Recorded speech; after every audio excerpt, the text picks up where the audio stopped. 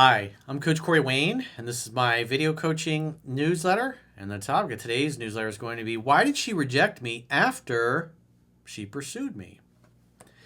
So this particular email is from a viewer. He's a college guy, and he says he's read 3% Man about 7 times. And so what's interesting is I don't know if he was at it, he didn't say, but it sounds like he's either at a house party or maybe a fraternity party. Maybe he's a frat bro. And if you're in a fraternity, it's like there's usually lots of girls around. And because in college, they get together. You got the sister fraternity gets together with the guys fraternity, and they do events, they do socials, and it's great for your social life. What's beautiful about college is you are never ever again in your life going to be surrounded by as many beautiful single women that are ready to experiment and have a good time as you will be when you go off to college. So guys in college that have my book, I wish I had it in college, things would have been completely different. But this is why I get to live vicariously through the young guys that are going through that now. And so this particular guy, he notices one weekend this girl just seems to kind of show up and put herself into his orbit. And he didn't really do anything that first time. He just kind of noticed it. They hung out for a bit. And then like the next week, he was at another party and same thing. She shows up, and this time she really kind of lingered. And they end up talking and dancing. And at some point, they exchanged number. He invited her to come back to his place. She says, I'm not that easy. Winks at him. They exchange numbers. And she even texted him after they exchanged numbers. So he's thinking, this girl likes me. We're going to go out. It's going to be awesome. And then he tried to set a date, and then all she does is tell him how busy she is, and she can't. She's got this going on. She got that going on. The bottom line is she wouldn't set the date. And he's going, this doesn't make any sense. She's approached me twice, 2 different weekends, and hung out with me and lingered. And it seems like she likes me. She shows signs that she likes me. We exchange numbers, and then she's too busy to make a date. He's like, that doesn't make any sense. So he's like, what happened, coach? So let's go through his email and see what we can see. And something to keep in mind when these kinds of things happen is, well, you got to assume in college, if she's a pretty girl, you're not the only guy she's talking to. There might be an ex in the background. There might be Chad Thundercock that she's hooking up with and having great sex, but he's not really good boyfriend material, and he's kind of a dick, and he only seems to want to come around when he wants to get laid. And other than that, and she's hoping things are going to progress with him, but they never really seem to. And then boom, you're at a fraternity party, and then you meet her. And so those things are going to be going on in the background, and most of the time you're not going to get the 411 on what's really going on. So you should always kind of assume that there's probably other dudes that she's talking to. And if somebody seems to be this hot for you, then all of a sudden they go cold, it's typically not necessarily because of something you did, but just because of the other guy and the amount of time that she has with him and what her feelings are. In other words, her feelings are stronger for the other guy than they are for you. And if she was with him a long time, from a leverage perspective, you're always going to lose. So he says, hey, Corey, I have a few questions about a unique situation, at least in my experience. So I'm young and in college, so social life is pretty rampant. I've read 3% Man about 7 times, and my previous relationship ended about a year ago. And since then, I haven't felt an ounce of feeling towards a single woman I've been with, which has been a lot since I've been trying to find someone who I really deserve. However, everything changed this past weekend. The clouds parted and the sun came back out. A little over a week ago, at one of our bigger social events, this drop-dead gorgeous girl put herself into my orbit. We met briefly, but I didn't think much of it as there were a lot of people there and a lot going on. Then, this past weekend, she just kind of appeared next to me again. What a quinky dink. This time, we spent a few hours together talking, dancing, and just having so much fun. This was the first time I really felt like I had my socks knocked off, and I really just enjoyed hanging out with her. Like you said in the book, for the first time I could feel the attraction, and it was unlike anything I've experienced. I invited her over, but she said, I'm not that easy, with a wink. Well, you say, well, all the more reason for you to come over, and I can do my best to convince you why you and I should get together, why it's meant to be. We have so much chemistry. Come have a glass of wine with me. And if she still says no, I was like, all right, well, some other time. And then you let her go. And so, what does he do next? I also couldn't go for the kiss because it wasn't the right environment. Survey says, you should have gone for the kiss.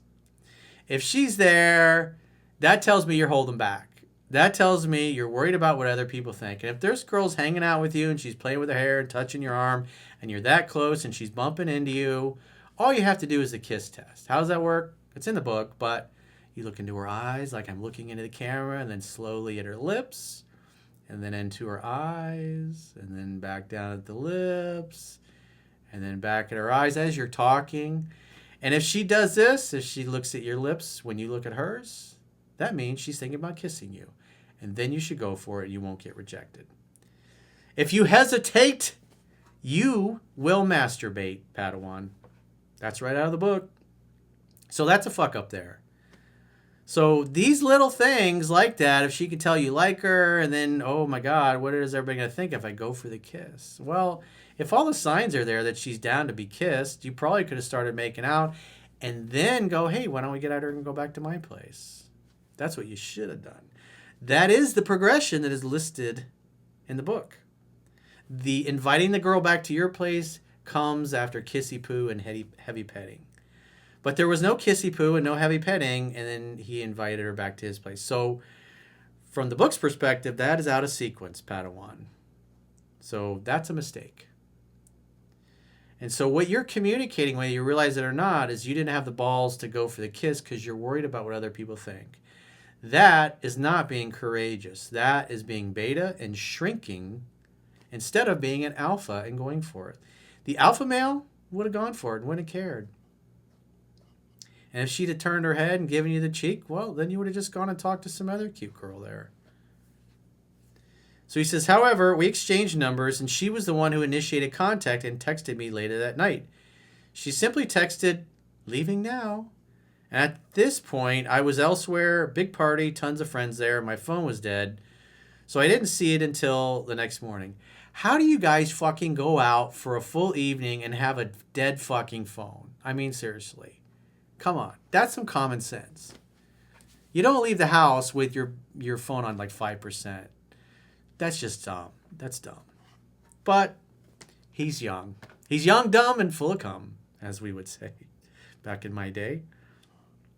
So he says it was vague, but judging by her actions, she still reached out, was initiating physical contact, constantly smiling, constantly coming back to where I was throughout the night, etc. But at the end of the day, when it was time to go for the kiss, you folded like a cheap deck chair. Not good. I figured her attraction was at least a 6, so I used it as an opportunity to set a date and asked her when she was free to get together. And she said, wow, I really didn't expect this one. And essentially said she's super busy the rest of the week. He says, honestly, she gave a valid reason. She has a huge daily commitment for an organization she's in. If it was Justin Bieber and he's asking her to hang out, what do you think she's going to be saying? Oh, I'm going to clear my schedule for you. That's what would have happened. Attraction cuts through everything. And it could have been when you were probably looking around going, oh, I kind of want to kiss her. You looked a little nervous and you didn't go for it. So instead of showing confidence in a moment that you needed to show confidence, you shrunk. And she realized, he didn't have the balls to go for a kiss. Because no, I didn't expect this one. Either she didn't think you liked her, or maybe she was starting to think you were gay. I don't know. Or that you didn't have any game. Could be. And so because of this organization thing that she's got on, she wasn't sure that she would have the time. So in other words, she's doing everything but make it easy to go out on a date with her. She's just basically, I'm too busy. So what does that tell you? She's not really interested in setting a date. Maybe there's another guy. Maybe it's partly because you didn't go for the kiss. You were a little timid. Remember, this is the guy who was bragging how he's just been hooking up with girls left and right. And yet, here's a girl he really likes, and instead of kissing her when it seems obvious she's ready to be kissed, he's worried about what other people think, and he didn't go for it. Right after, she looked up my name and requested to follow me on social media, which was odd, and I figured maybe she was trying to make me feel better. Well, it shows there is some interest there. And the fact that she's like, oh, I'm busy this whole week, it's probably because she's busy hanging out with Chad Thundercock or some other frat bro that she has known longer and likes more and is hoping that things progress with him. This is why it's so important not to burn the bridge. Just let it be. He says, I responded with the takeaway, which showed how low her attraction really was. And when I mentioned doing it some other time, because remember, he's trying to set a date. And she's like, oh, I'm busy. I got this. He's like, no problem. We'll just do it some other time. And she goes, sounds good. So from her actions, and as the book would say, well, she didn't set a date. And she didn't back up and go, no, I really want to see you. She's just like, yeah, sounds good, some other time. So for whatever reason, that moment in time, she's not interested in seeing you on a date. That's the bottom line. For whatever reason. It sure seemed like she was interested, but if I'm a betting man, there's probably some other guy who acted more manly, who probably went for the kiss instead of shrinking like you did. And that could have been all the difference. So don't tell me that you're a ladies' man and all these women are coming to you, and then you have an opportunity to kiss a girl who's clearly interested, and then you're too afraid to go for it. So it's like, I can tell when somebody's kind of puffing themselves up, and I'm a stud, I'm usually always really good with the ladies, but this one's really got me perplexed, coach. I can see through the bullshit. Guys that get it can tell when other guys get it. And we can also tell when they don't. I responded with the takeaway, which showed how low her attraction really was. And then she said, sounds good, to doing it another time. And so this is something else that he's think that happened. So he says, it should also be noted that I did end up going home and hooking up with a different girl later in the night. And she might have found out about that and felt betrayed. Nope, because you tried to set a date and she wouldn't set a date. Simple as that. You invited her to go hang out with you at your place. She said no. So obviously her interest wasn't high enough. So at the end of the day, tough shit. You try to set a date. You try to give her the greatest gift you can give anybody, which is a gift of your time. And she said no. So the fact that you went home and fucked another girl, presuming you're telling the truth, then too bad. So he says, I wouldn't think that that would even be a bad thing if she did find out, so I have no clue. Yeah, I wouldn't say that that's an issue at all. Because it's clear before you went home with this other girl, she didn't want to spend time with you. She'd made up her mind at that point. Maybe she's just down to exchange numbers, and she'll get in touch if things don't work out with the other guy. He says, but basically, there had to be a shift at some point. If she wanted to see me, she'd free up time to do so. This is correct. Unless I was just so entranced that I grossly misjudged her attraction, which I really don't think is the case. There was a major shift to well below 5. I'm not sure what the deal with that is. Well, again, the one thing I noticed, you didn't go for the kiss. And the other thing is you did things out of sequence. Remember, hang out, have fun while you're hanging out, and then hook up. The hookup comes at the end. And so you tried to go right to the bedroom before you started kissing and heavy petting and all those things. And again, this is laid out in the book, and you claimed in the beginning of your email that you were pretty much a ladies' man. But at least the way you interacted with this girl, you didn't seem to be acting like a ladies' man. And then you went home with another girl, which may or may not be true. I don't know, but maybe it is true. But I wouldn't worry. If you did go home with this other girl, I wouldn't be worrying about it. Because, again, all that stuff happened after this girl rejected you. And the bottom line is you're living in the present moment. And you tried to spend time with this girl, and she wasn't having it. So she didn't want the greatest gift you could give her, which was a gift of your time. So you gave the gift of your time to somebody else. That's her loss. It's too bad. So he says, I'm not sure what the deal is with her. So what I would do in this particular case, I'd never call, never text her again for any reason. If she reaches out again in the future and is like, hey, which is probably what she'll say, hey, a woman's favorite pickup line, assume she wants to see you. Like, hey, awesome to hear from you. What's your schedule like? I want to see you. And see if she'll make a date. She either will or she won't. If she goes, oh, work's crazy, school's crazy, I got this organization I'm involved in, I'm just not sure right now, then I would just go, hey, no problem. We'll figure out your schedule and then get back in touch with me and then we can plan something in. I got to run. Talk to you later. And then get off the phone. And then from that point forward, I would never bring up getting together or going out on a date again. Well, maybe one more time if she reaches out. I would assume she's checked her schedule and now she's getting back to you because she wants to give you her availability. And so say another week goes by and she's like, hey. Then you're like, hey, so what'd you figure out in your schedule? When are you available so we can get together? And if she goes, oh, work's crazy, school's crazy, I got this, I got that, I got this organization, I got this sorority thing here.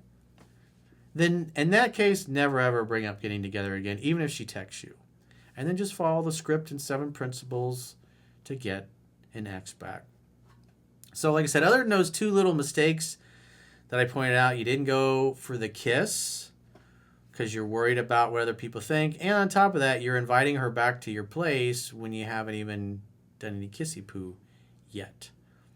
So those are the only 2 major things that I saw.